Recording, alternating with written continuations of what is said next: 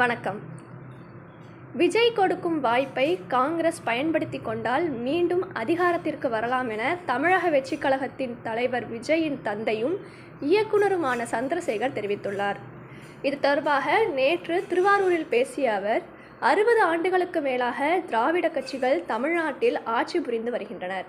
புதிதாக யாராவது அரசியலில் ஜெயிக்க வேண்டும் என்றால் பல சவால்களை எதிர்கொள்ள வேண்டும். ஜனநாயகன் பட பிரச்சனையில் என்ன நடக்கிறது என்பது என்னை விட மக்களுக்கு நன்கு தெரியும். ஒரு மாற்றத்தை உருவாக்க வேண்டும் என்கிற நோக்கத்தில் வருபவர்களுக்கு இதே போன்ற பிரச்சனைகளை தொடர்ந்து கொடுத்து கொண்டிருப்பார்கள்.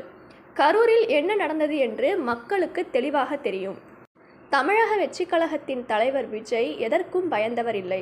விஜய்க்கு வெற்றி வாய்ப்பு பிரகாசமாக உள்ளது. விஜய் யாருடனும் சேர்ந்து விடாதே, உங்களுடைய சுயம் போய்விடும் என்று மக்கள் கூறுகிறார்கள். காங்கிரஸ் கட்சிக்கு ஒரு சரித்திரம் உண்டு, ஒரு பாரம்பரியம் உண்டு, வரலாறு இருக்கிறது. அப்படி வரலாறு உள்ள ஒரு கட்சி இன்று தேய்ந்துவிட்டது. என்ன காரணம் என்றால், மற்ற கட்சிகள் ஆதரவு கொடுத்து அந்த கட்சி இன்று தேய்ந்துவிட்டது. அவர்களுக்கு இன்று பவர் இல்லை.